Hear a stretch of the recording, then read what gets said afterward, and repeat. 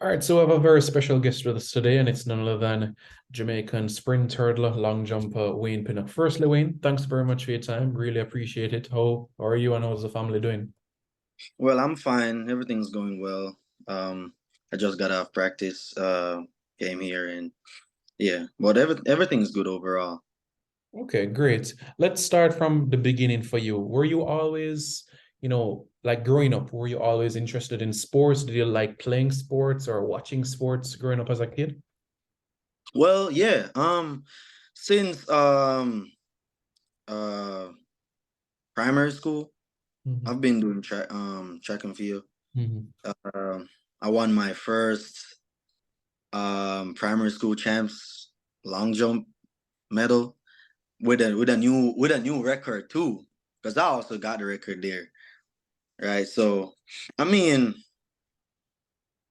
till it gradually like carried me over to for high school, and I know like I had the talent and I just took it further by putting in the work, because if you don't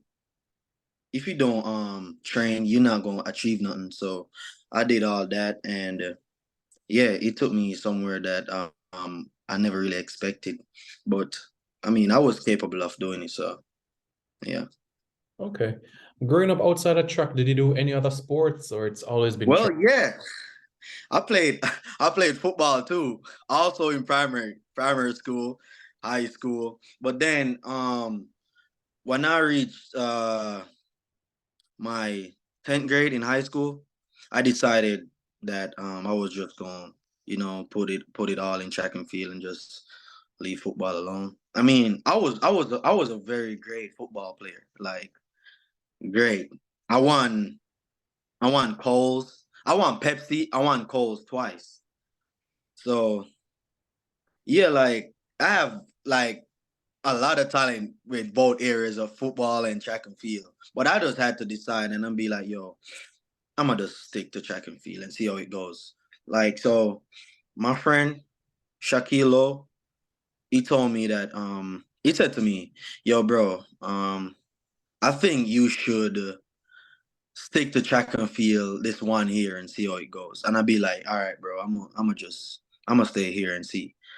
Then after I did that, I put it all in track and field, put the work in. I jumped 790 that season. I jumped 799 at that Grand Prix at National Stadium.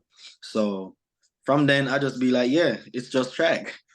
But again, for hurdles, also with hurdles, since primary school, because I also won the long jump and hurdles in primary school, that primary champs.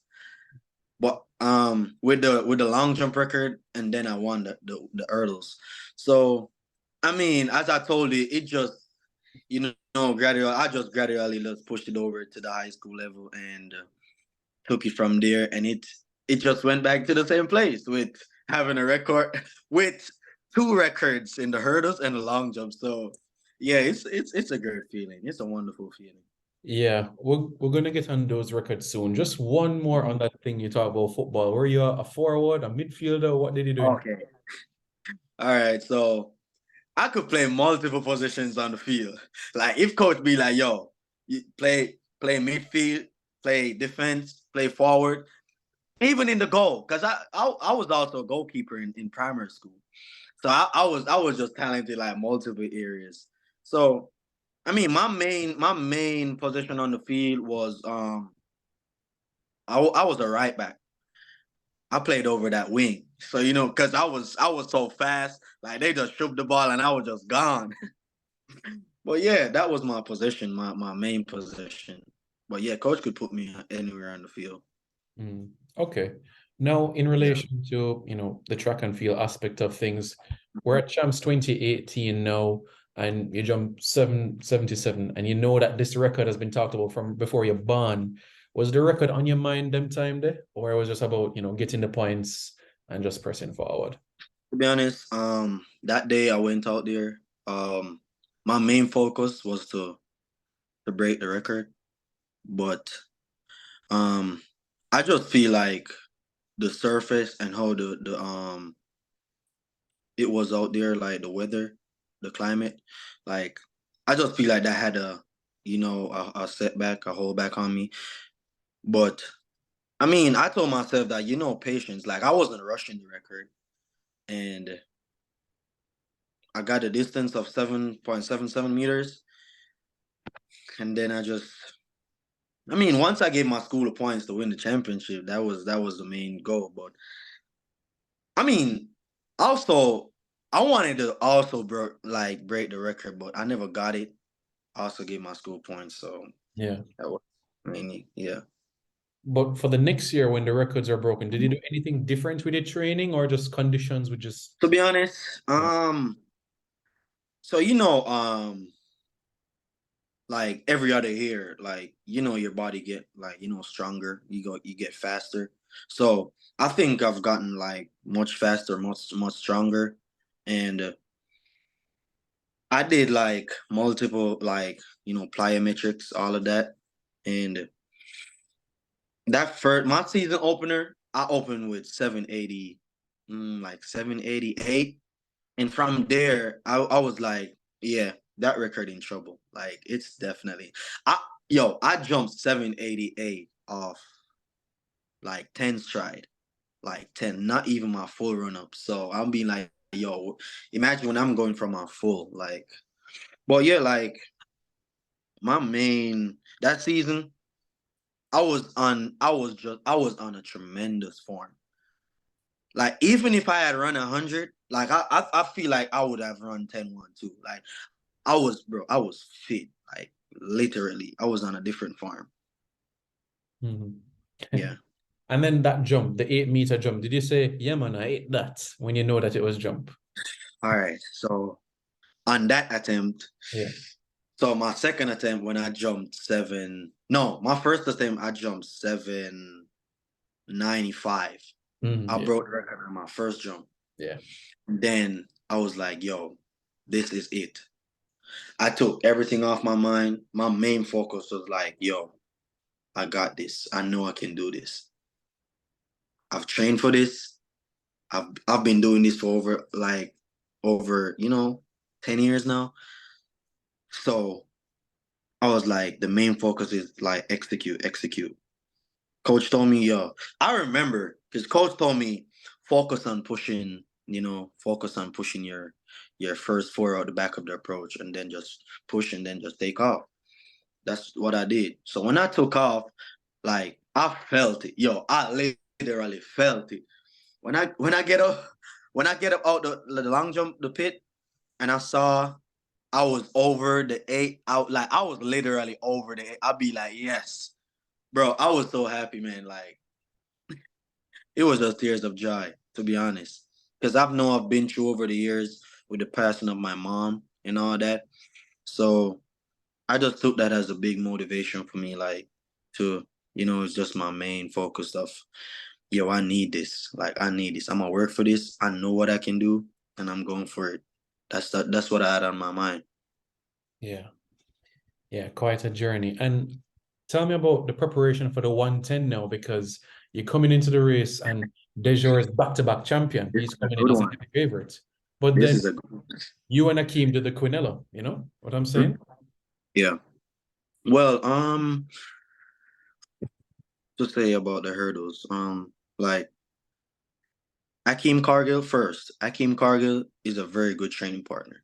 Like a tremendous training partner. Like that, like Cargill pushed me like literally to the limits. Yo, I tell you to the limit, bro. I was just lying down in practice every day when I'm like dead. I can't move. I was just on the ground for like 30 minutes. I can't move it out. Like, but like, so if I see Cargill, so on the 110s we be doing, if I see him, because bro, he was just pushing me to the limit. I saw him he run like 12 something on the 110. And then I was like, yo, I'm going too, bro. I'm going.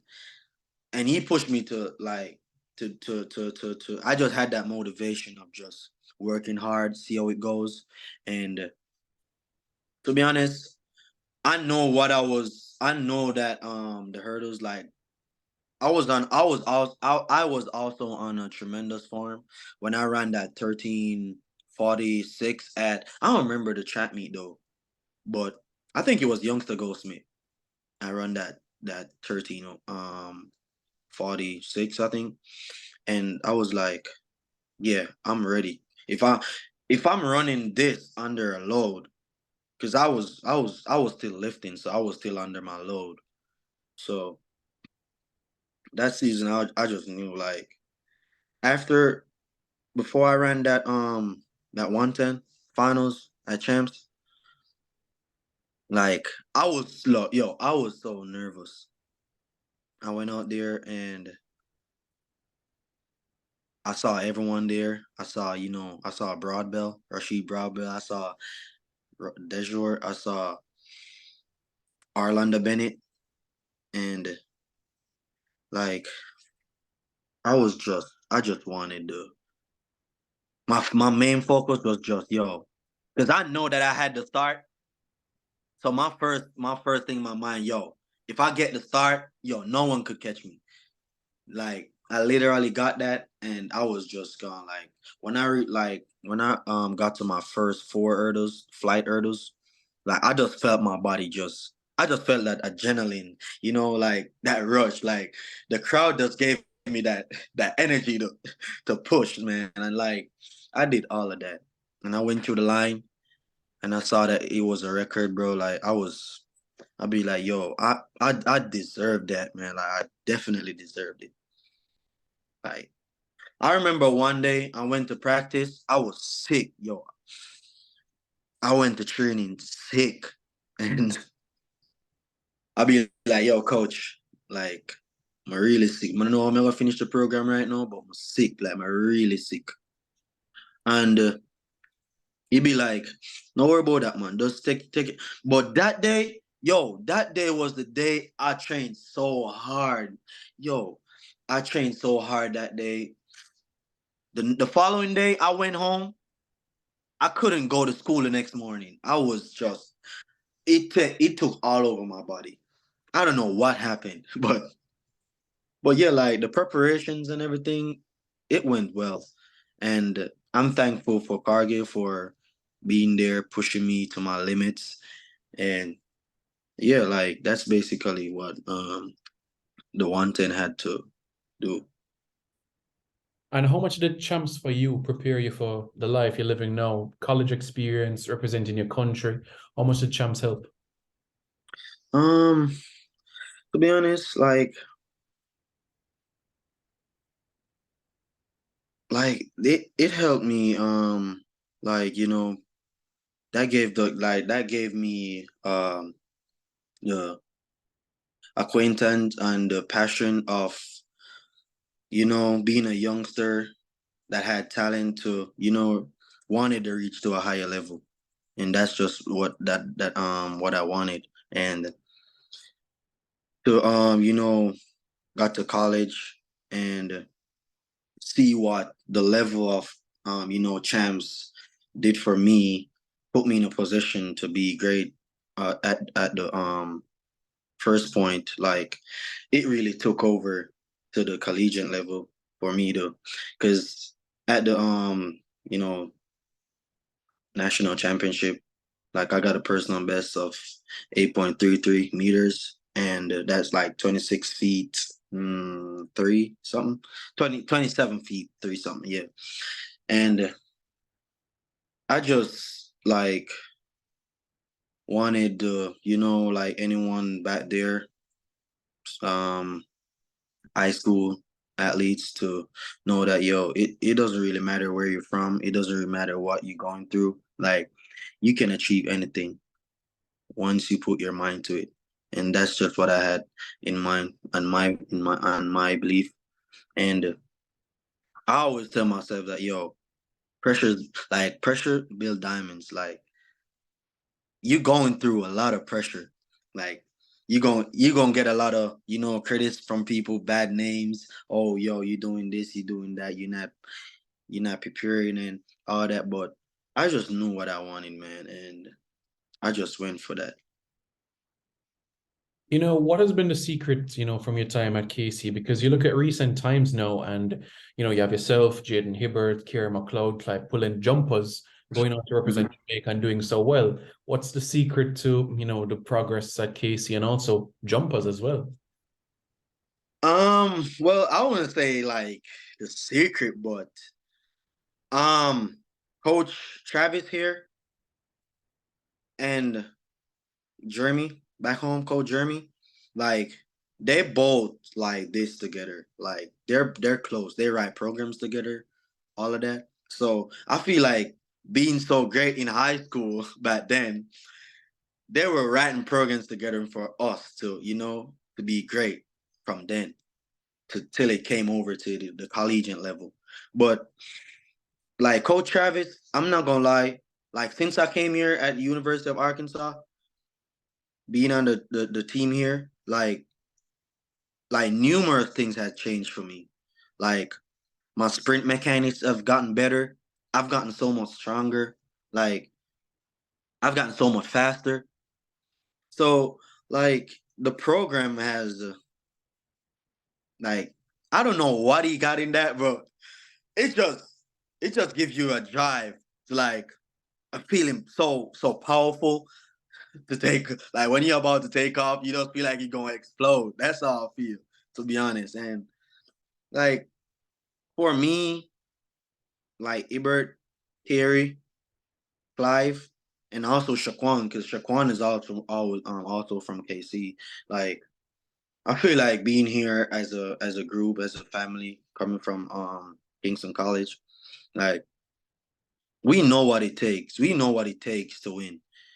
You get me? We know what that feeling feels like, and we came here and we just trying to make a better life. And to be honest, it's you go out there as competing together. It's only gonna be one winner.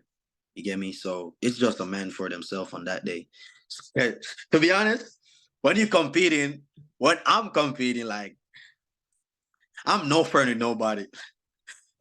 You feel me? Like it's competition time. So with all that friendship, it's none of that.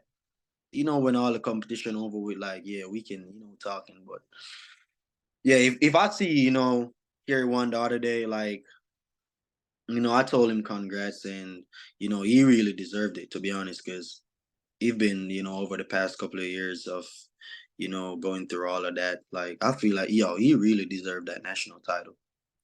Yeah. And for you personally as well, Wayne, what are some of the goals you hope to achieve this year, 2023, as a whole? All right. So my goals that I hope to achieve is I'm looking to break that 840 barrier, being consistent, having a consistent series on my jumps. And another goal is to also be back there in the world championship, and other from there, like just see how it goes. Like, that's just my main goals for this season. Yeah. Okay. And finally, Wayne, what are some advice that you would give to youngsters who will be at champs, and advice that you can give to them, whether it's preparation, whether it's the next step of their career? What advice would you give to the next generation of champs athletes? Well, my advice is to just stay focused, go out there, do it, follow your coach's instruction. That's the main thing. Stay hydrated. Like, when it's time to compete, get off all the phones and all that. Just put your mind to the to being that battle, being the frame, being that frame of mind of competing, you know.